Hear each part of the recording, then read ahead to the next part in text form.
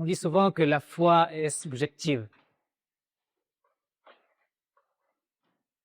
Des gens qui pensent que la foi est différente selon la personne, l'individu qui croit. Nous comprenons le terme subjectif comme quelque chose qui est susceptible de varier justement selon les individus, selon chaque personne. Il y a des gens qui ont foi en l'humanité, il y a des gens qui ont foi en la science, il y a des gens qui ont foi en eux-mêmes, il y a des gens qui ont foi dans d'autres dieux qui appartiennent à d'autres religions. C'est pourquoi, normalement, on entend dire que la foi est subjective dans le sens où elle dépend de chacun et qu'elle varie beaucoup. Mais subjectif, ça veut aussi dire ce qui concerne le sujet.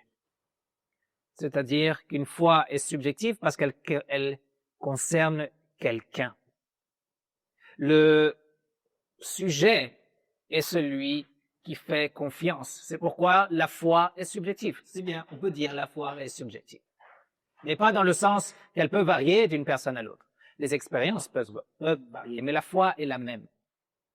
Le contenu de la foi, par contre, est objectif. Il ne dépend pas de l'humeur de chacun, de l'état d'esprit de chacun, il ne dépend pas des circonstances, il ne dépend pas de tradition ou de questions qui ont à voir avec la culture. Le contenu de la foi est objectif. Ce à quoi on s'attache comme croyant est objectif. Et il nous a dit dans Romains chapitre 5, les versets 1 à 5 qu'on va voir aujourd'hui, je commence par les versets 1 et 2. Ayant été justifiés par la foi, nous avons la paix avec Dieu par notre Seigneur Jésus-Christ, par lequel aussi, par la foi, nous avons accès à la grâce dans laquelle nous sommes.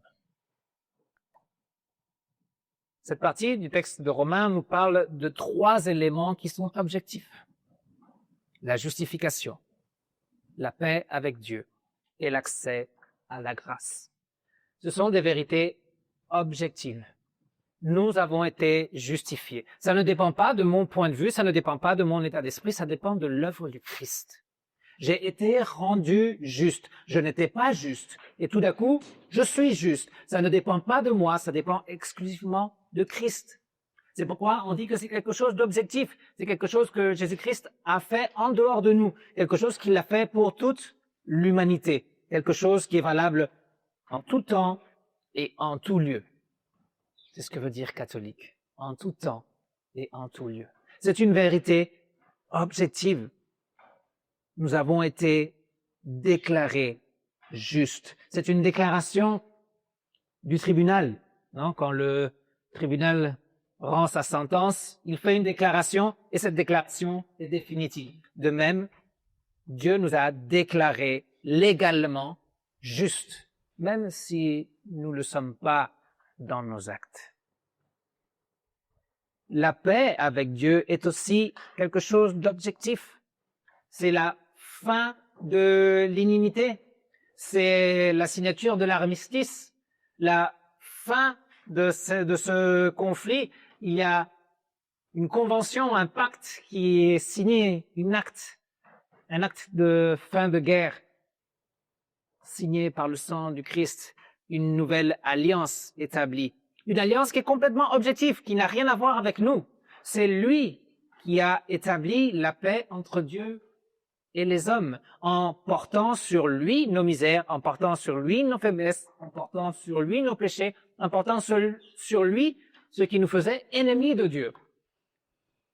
C'est complètement objectif. C'est pas nous qui établissons la paix avec Dieu parce que je sens que Dieu m'aime, parce que je sens que Dieu est avec moi, parce que je le ressens dans mon cœur. Non, il y a quelque chose d'objectif et au-delà de nous-mêmes, ce que Jésus-Christ a fait. Et de même, l'Épître aux Romains nous parle d'un accès à la grâce.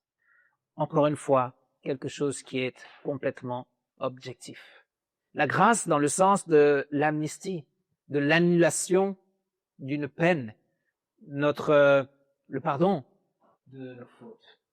Nous avons accès à cette grâce, non parce que j'en ai envie, non parce que je le désire, sinon parce que Christ a ouvert cette possibilité par son sacrifice, par la réconciliation. Christ, objectivement, a ouvert un accès à cette grâce, à cette amnistie, en prenant notre place, en étant l'agneau de Dieu qui ôte le péché du monde, en étant le Rédempteur. Ce sont des questions objectives. La justification est objective, elle dépend du Christ. La paix avec Dieu est une chose objective parce qu'elle dépend du Christ. La grâce, l'accès à cette grâce, à cette amnistie, à ce pardon est objectif, c'est Christ qui l'a obtenu. Mais ça devient subjectif par la foi. Non dans le sens que ça peut varier selon chaque personne, parce que la justification, elle est déjà là, parce que la paix, elle est déjà là, parce que la grâce, elle est déjà là. Mais dans le sens qu'elle concerne chacun de nous. Chacun de nous doit la faire sienne. Par la foi, ça veut dire s'en saisir. La foi, c'est un bras spirituel que le Saint-Esprit a créé en nous afin que nous puissions saisir le Christ et que nous puissions rester attachés à lui. Par la foi, ce qui était objectif devient subjectif. La justification devient ma justification. La paix avec Dieu devient ma paix avec Dieu, avec mon Dieu. Et l'accès à la grâce, c'est aussi la grâce pour moi. Athanase disait dans son credo, c'est pas lui qui l'a écrit, mais on lui attribue, quiconque veut être sauvé doit tenir la foi catholique. La foi catholique, c'est la foi qui est de tout temps et de tout lieu. La foi qui est depuis toujours et qui sera pour toujours. Les vérités transmises par la parole de Dieu. Ce qui est valable ici, ce qui est valable ailleurs, partout dans le monde. Et ce qui est valable pour chacun de nous. Quiconque veut être sauvé doit tenir la foi catholique. Doit s'en saisir. Doit faire que cette foi objective devienne la sienne.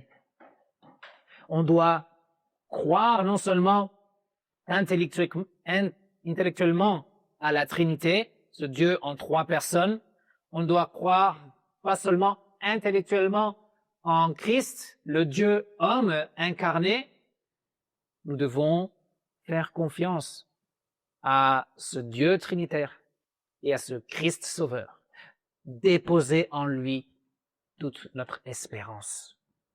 Croire en sa personne, croire en son œuvre, croire en ses promesses, croire en ses dons. Et lorsqu'on saisit les vérités objectives de Dieu, et quand on s'en approprie, on les fait siennes, eh bien tout change. Tout devient nouveau. Parce que comme je dis, ce ne sont pas des informations, ce n'est pas une question intellectuelle, sinon que le Saint-Esprit agit avec puissance à travers ces vérités. Et il transforme nos pensées, il transforme nos cœurs, il renouvelle notre vie, il éclaire notre esprit et notre compréhension. Notre vie change. Tout change, y compris les choses desquelles nous nous glorions. L'apôtre disait, nous nous glorions de l'espérance de la gloire de Dieu, ou dans l'espérance de la gloire de Dieu. Se glorier de quelque chose, c'est se vanter de quelque chose, c'est considérer cette chose comme la chose la plus admirable et merveilleuse qui nous soit arrivée, la chose dont on est fier.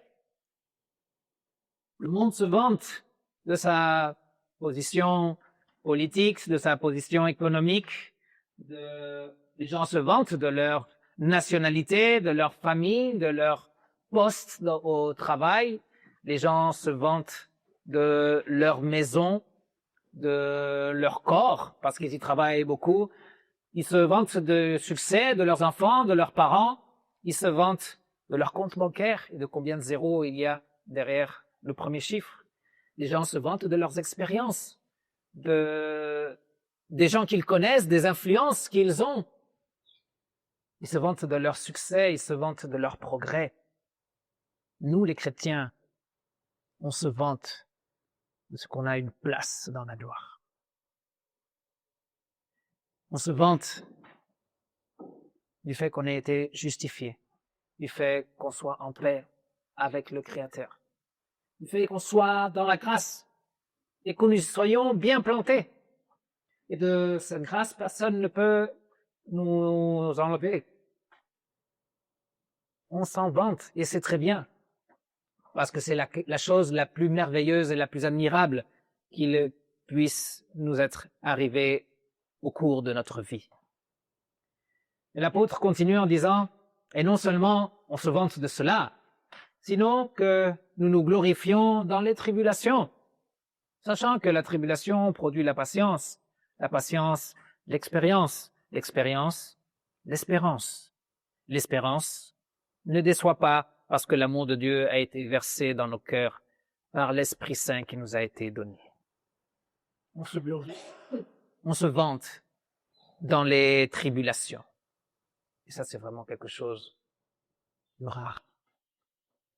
Ce n'est pas habituel. On ne se vante pas et on ne se glorie pas du malheur qui nous arrive. On ne se vante pas et on ne se glorie pas des choses mauvaises. On ne se vante pas des maladies, des pertes, des désastres qui arrivent dans notre vie. Cependant, l'apôtre dit que si on se vante, c'est-à-dire qu'on peut s'en vanter, on peut s'en glorier, parce que les tribulations produisent la patience en ceux qui ont été justifiés par la foi, en ceux qui sont en paix avec Dieu, en ceux qui ont accès à la grâce de Dieu. Pour ceux qui n'ont pas cette foi subjective, en réalité, les tribulations, ça ne provoque que de la colère. Ça nous énerve. Ça nous met sur les nerfs. Non? La foi dans la tribulation produit la patience. Et l'apôtre dit que la patience, après, va produire l'expérience. Ou l'autre traduction dit la victoire dans l'épreuve. Ça veut dire des acquis. Passer dans la tribulation vers la patience, ça nous fait aussi croître dans la sagesse. On monte un échelon dans cette sagesse. On est plus fort, on comprend mieux. Pour ceux qui ne sont pas dans la foi, ceux qui n'ont pas cette foi subjective, ceux qui ne sont pas justifiés, ceux qui ne sont pas en paix avec Dieu, ceux qui n'ont pas accès à la grâce, eh bien, la tribulation ne produit pas cet acquis, se grandir en sagesse, sinon ça provoque de la frustration. Ça provoque ce sentiment d'impuissance, cette incompréhension, et on commence à accuser tout le temps les autres de ce qui nous arrive. Parce que le gouvernement, parce que mon père, parce que ma mère, parce que mes enfants, parce que l'école, parce que les autres. Et si nous sommes dans la foi et nous avons cette foi subjective, si nous nous savons pardonner, si nous savons dans la grâce, si nous nous savons héritiers de la gloire, eh bien nous savons que ces tribulations sont l'outil de l'Esprit Saint pour nous faire grandir. La tribulation produit la patience, l'expérience, et l'expérience, l'espérance. Est-ce que les gens qui n'ont pas la foi, ils sont dans la tribulation, peuvent voir l'espérance véritablement? On voit plutôt la désespérance, on voit plutôt le rejet de Dieu, on voit l'athéisme grandir, les gens ne veulent rien savoir, même les gens considèrent que rien n'a plus de valeur, ils n'ont plus rien à perdre. Et si on n'a pas la foi dans la tribulation, c'est là que la violence commence à grandir. Cependant, si nous sommes dans la foi, nous avons cette foi subjective, tout change. Et au lieu de colère, de frustration, d'impuissance, au lieu de désespérance, il peut y avoir patience, il peut y avoir expérience, sagesse, et il peut y avoir espérance. L'espérance ne déçoit pas. Lorsque la foi est là, cette foi subjective, tout change. Et nous voulons cette vie, chacun de nous. Accrochons-nous aux événements objectifs. Accrochons-nous au Christ objectifs, à ce qu'il a fait, à ce qu'il a réalisé, à ce qu'il a obtenu. Saisissons ces éléments objectifs et faisons-les nôtres. Je suis justifié. J'ai la paix. Je suis dans cette grâce. Je suis et j'y reste. Et en plus, Dieu me donne la croissance. La croissance en patience, en expérience et en espérance. Faisons ce que dit l'apôtre et glorifions-nous dans les dons de notre Seigneur, dans ces dons objectifs, dans la grâce, dans la justification, dans la paix et dans la gloire. Glorifions-nous de ces choses, mais glorifions-nous aussi dans les tribulations. Bien sûr, c'est difficile. Bien sûr, quand il y a des pertes, quand il y a de la maladie, quand il y a des souffrances, c'est difficile de se glorier dans les tribulations. Mais nous faisons confiance à la sagesse de Dieu et nous savons que rien ni personne ne peut nous séparer de cet amour de Dieu que le Saint-Esprit a versé dans nos cœurs. Il est là, il est en nous, il est parmi nous et il nous abandonnera jamais. Il sera toujours à nos côtés. Glorions-nous dans les tribulations parce que Christ s'en charge, parce que Christ nous soutient, parce que Christ nous conduit.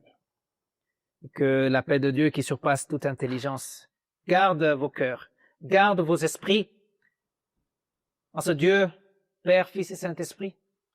Garde vos esprits en ce Jésus, Dieu, homme, celui qui est notre Rédempteur, celui qui rend possible notre justification, la paix, la grâce, la gloire et la vie éternelle. Amen.